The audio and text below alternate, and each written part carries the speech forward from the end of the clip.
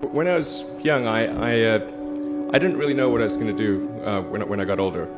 People kept asking me, but then eventually I thought that the idea of inventing things would be really cool. And the reason I thought that was because I read a quote from Arthur C. Clarke, which said that a sufficiently advanced technology is indistinguishable from magic, and that's really true. If you go back, say 300 years, the things that we take for granted today would be you'd be burned at the stake for. Being able to fly, being able to see over long distances, being able to communicate, and having access to all the world's information instantly from almost anywhere on the earth. This is stuff that really would be magic, or would be considered magic in times past. In fact, I think it actually goes beyond that, because there are many things that we take for granted today that weren't even imagined in times past. They weren't even in the realm of magic. So it actually goes beyond that. So I thought, well, if I can do some of those things, basically if I can advance technology, then that's like magic, and that would be really cool. And I also had sort of a slight existential crisis, because I was trying to figure out what does it all mean? Like, what's the purpose of things? And I came to the conclusion that if we can advance the knowledge of the world, if we can do things that expand the scope and scale of consciousness, then we're better able to ask the right questions and become more enlightened, and that's really the only way forward. I think about what technology solution is necessary in order to achieve the particular goal, and then try to make as much progress in that direction as possible. I think being a multi-planet species and being out there among the stars is important for the long-term survival of humanity. But then the part that I find personally most motivating is that it creates a sense of adventure, and it makes people excited about the future.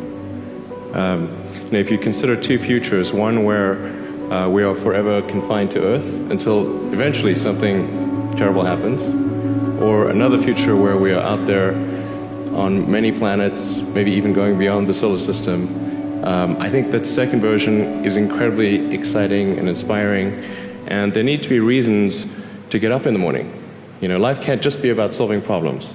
Otherwise, what's the point? There's got to be things that people find inspiring and make life worth living.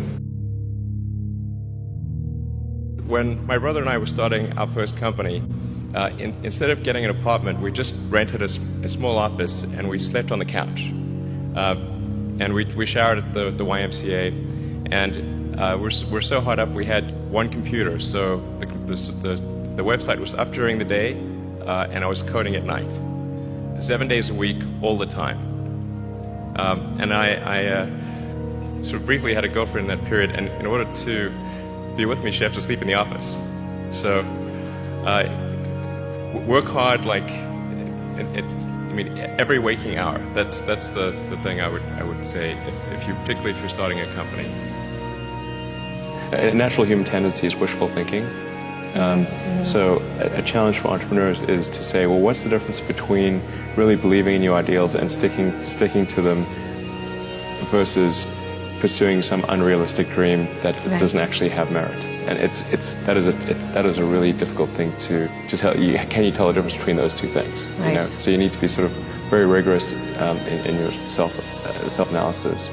I think certainly extremely tenacious, and then just work like hell. You just have to put in 80 to 100 hour weeks every week.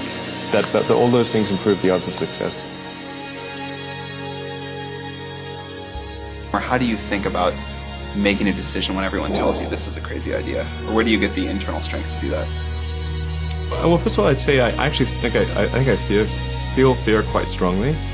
So it's not as though I just have the absence of fear. I feel it quite strongly. But there are just times when something is important enough, you believe in it enough, that you do it in spite of fear. People shouldn't think, well, I feel fear about this, and therefore I shouldn't do it. It's normal to feel fear. So you just feel it and let the importance of it drive you to do it anyway? If you just accept the probabilities, then That diminishes fear. Drive overrides fear. It's about believing in the future and thinking that the future will be better than the past. And I can't think of anything more exciting than going out there and being among the stars.